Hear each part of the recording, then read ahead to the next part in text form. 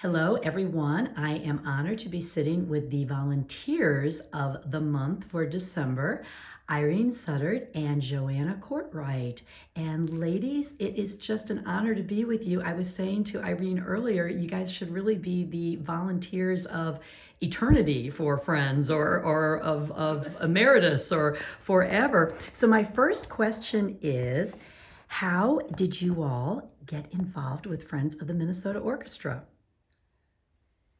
Well, I'll start You with wanna that. start? That'd be great, Joanna. Yeah, because I've been involved longer than you, I believe. Well, not much, but Yeah, I got involved in the 1970s because Friends was looking for a new idea.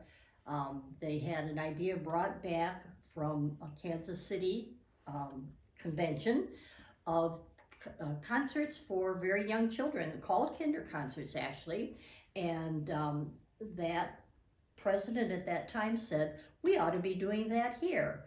So the organization, not Friends then, WAMSO back then, set out to find people who were doing early childhood music things, and they made a contact with Laurie Stroop, who was the education person at the orchestra.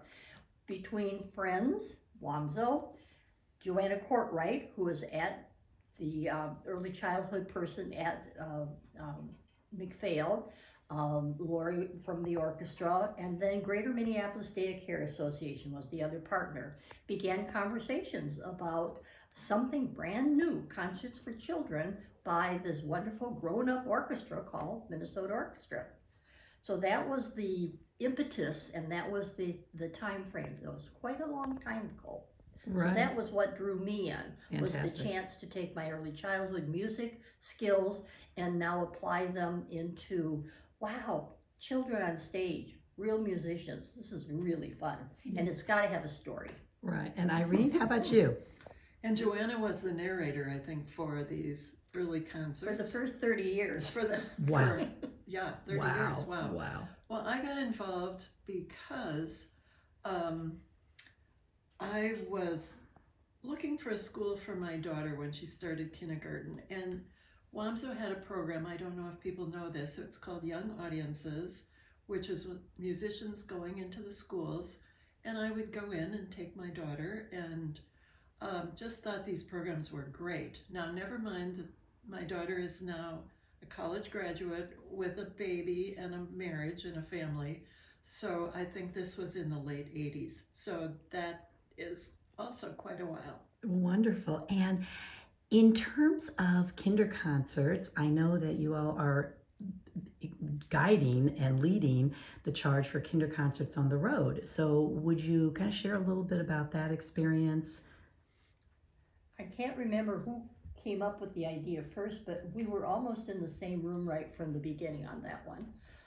My motivation was the state now had standards for all the areas, and reading had suddenly really risen to the top of what's not happening, and being able to connect music and literacy together was being seen as a very viable idea in the state of Minnesota. Picture books are part of my thing because I taught early childhood music for so long, and I had automatically been connecting literacy with the music, and I'm not sure how that idea got into our conversations together via then WAMSO. But this was a person that felt like she was after the same sort of thing that I was after. So Irene, how about Well, you? Young Audiences was spun off from WAMSO. Gosh, when was it? I can't remember. But again, it was bringing musicians, theater, dance into schools. And when we were talking about bringing kinder concerts into schools, it just made sense that it should have some tie-in to the curriculum. And Young Audiences was also doing residencies, which was a teaching artist in the school for a longer period of time. And it just all melted. And WAMSO Friends had the resources, had the musicians, had the pieces, had Joanna. It was a marriage that just couldn't help but succeed And was natural. and was natural. So, talking about Kinder Concerts on the Road, we just have a few minutes left. Talking about Kinder Concerts on the Road, for this year, you've done 2 schools in the St. Paul area. And then you've got 2 schools coming up in Minneapolis. Let's talk about that just for a few minutes. How's that going? Okay, we have done 2 here in St. Paul. We're sitting in a St. Paul living room. Right. Mississippi, a creative arts magnet school, and Como Park Elementary School, Right. trying to move into being an arts-rich, not a magnet school, but a focus school. Gotcha. These were both of them amazing residencies as far as how the teachers responded, particularly Mississippi. Your stories when you were first meeting with them were just so great. Irene, would you like how to share one of interested. those? Yeah. Talk Well, about Mississippi. Mississippi, that residency was in October, early in the school year, because we get the dates that the musicians are available. The musicians actually come to the school for the culmination of this residency, and our contact person was so excited about it being the Minnesota Orchestra. She was just dancing around trying to get everyone as excited as she was, and she did. She videoed the entire thing, and I'm anxious to see. I know our evaluator has the feedback from the teachers, so we're looking forward to seeing all of that. Sure. And sharing it maybe in January. Absolutely, absolutely. And what about the 2 upcoming Kinder Concerts on the Road? Ella Baker Mhm. and Marcy. That's great. One's in February and one's in March. And Irene, you had mentioned that our members, if they would care to see Kinder Concerts on the Road, are able to do this?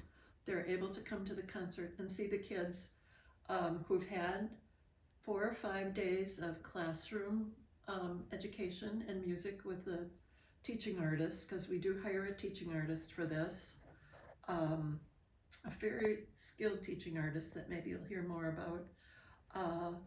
But to come to the culminating concert, which is the same as the Kinder Concert Ensemble that's at Orchestra Hall for Kinder Concerts. Great. They invite parents. We wish more parents would come. The school wishes more parents would come, but maybe as we continue to get the word out, they'll come. But That would we'll be great. invite members, Fantastic. board, anybody that's Yes. interested, we welcome. Well, thank you again, both of you, for your service to Friends of the Minnesota Orchestra. This valuable program would not occur without you two. And we are also using this as a little bit of a preview for the January newsletter, where we will have a more extensive article about Kinder Concerts on the Road and the future of this program. And so we are excited to share all that information with all of our newsletter readers. So again, thank you, ladies, and congratulations. And as I said, you've been volunteer. Irene pointed out that or maybe Joanna, you did, that you've both been volunteers of the year for the organization. But thanks for being our volunteers of the month.